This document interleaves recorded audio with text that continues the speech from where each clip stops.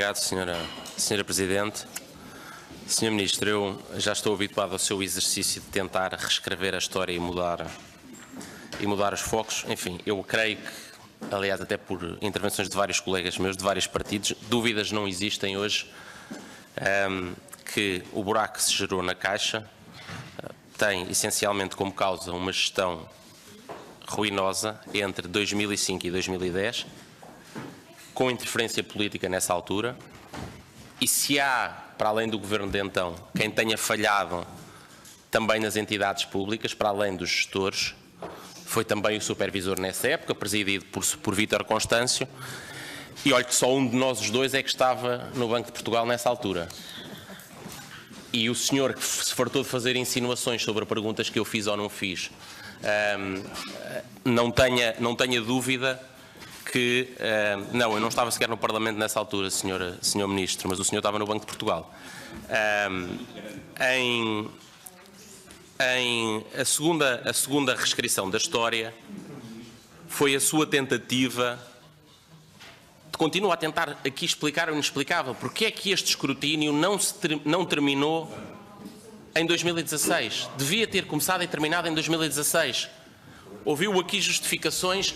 Não, a comissão de inquérito durou um ano, dizia a senhora deputada Mariana Mortágua. Durou um ano porque teve várias suspensões enquanto a comissão pedia e reclamava para tribunais, o Governo recorria e recusava dar informação e, portanto, ao fim de tanto atraso e tanto bloqueio do Governo, do Banco de Portugal, da Caixa Geral de Depósitos e do PCP, Bloco de Esquerda e PS, lá mataram a comissão de inquérito e por nós isto devia ter ficado resolvido, este escrutínio, em 2016. Por outro lado, senhor Ministro, não me respondeu à pergunta. Disse-me, como eu lhe tinha reconhecido, que houve de facto alterações no modelo de governação em 2016, tal como tinham existido alterações dentro da estrutura e funcionamento da Caixa nos anos anteriores, como sabe. Não foram medidas suficientes de reestruturação, não foram. A minha pergunta é esta. Porquê é que, quando recebe uma avaliação ao funcionamento do banco, designadamente para testar, para verificar se as alterações ao modelo de governação foram adequadas, se ainda persistem problemas no funcionamento e na apreciação do risco e na concessão de crédito, o senhor não leu o relatório? Reparou a quantidade de vezes que acusou a sua antecessora de não ler relatórios? Então o senhor tem há 7 meses um relatório da auditoria e não lhe toca e diz que não quer saber? Quer avaliar-se a si próprio pelos critérios e acusações que faz? É porque o senhor recebeu um documento, e eu devo lhe dizer, preocupa-me. Não, o senhor disse que não queria receber, foi pior do que isso. Disse aqui, que não queria receber. Disse aqui que não queria receber. Sabe, ao senhor Ministro das Finanças, nós vamos receber nesta comissão porque nós quisemos saber e insistimos e pedimos.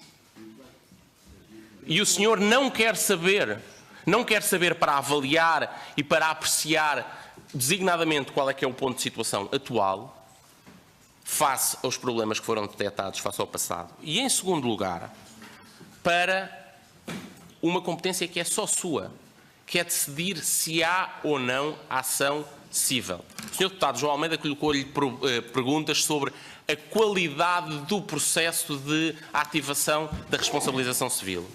Eu estou na fase anterior.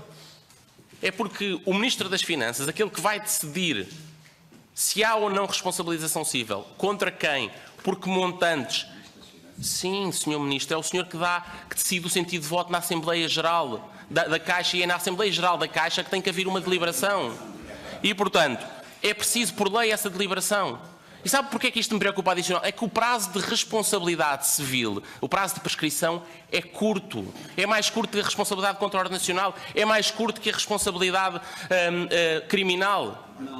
E, portanto, ao Sr. Ministro, ele conta, para o ajudar, eu entendo que ele conta a partir do momento em que os factos são conhecidos, desde logo, isto é, do sócio. Sim, ou seja, que eu entendo que ele se começou a contar a partir do momento em que o relatório da auditoria está terminado.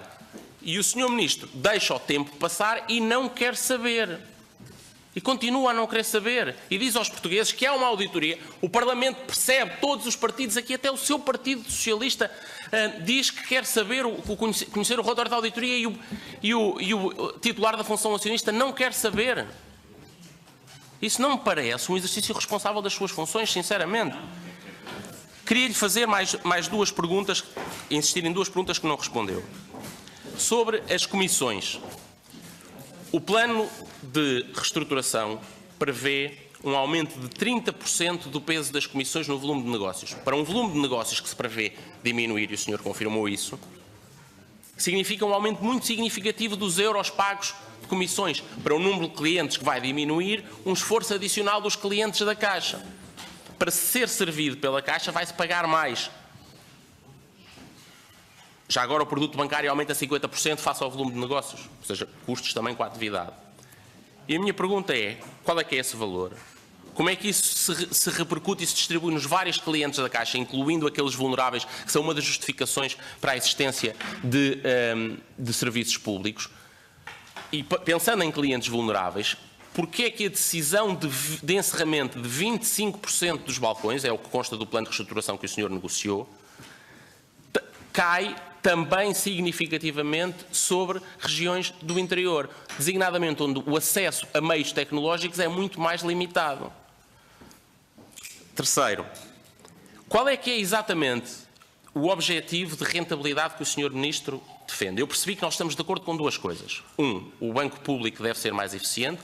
Dois, o banco público não deve dar prejuízo.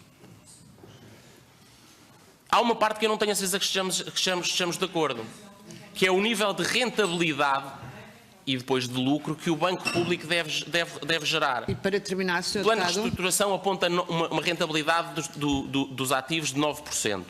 É esse o objetivo no longo prazo ou é para pagar uma antecipação e uma decisão de gastar muito no princípio, pondo os contribuintes a pagar muito durante vários anos pelo custo da dívida que teve que ser emitida para esse efeito, e o senhor reconheceu que teve que emitir muita dívida cara naquela altura, ainda por cima em 2016 e 2017, muito cara naquela altura, está a ser paga pelos contribuintes, muito custo assumido no princípio e depois pago no final. Por último, só dizer ao Sr. Ministro, os seus números sobre os depósitos são números que são mais uma utilização artista a Mário Centeno. Explico. Eu perguntei-lhe pela evolução entre 2015 e 2018 e o senhor respondeu-me com a evolução dentro do ano de 2018, não por aquilo que faz parte do seu mandato. A evolução entre 2015 e 2018 aponta para uma redução de quase 3 mil milhões de euros, 2015 a 2018, só na atividade em Portugal, comparando os números da Caixa. Depois, relativamente à redução do crédito, vou terminar. A redução...